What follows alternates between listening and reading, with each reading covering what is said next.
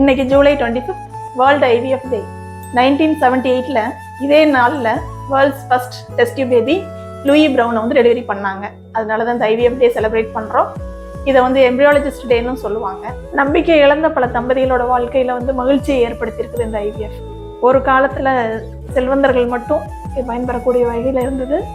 இப்போ சாமானியர்களுக்கும் இது சாத்தியம் அப்படிங்கிற வகையில் ஈஸி அவைலபிலிட்டி, காஸ்ட் வைஸும் கம்மியாக இருக்குது.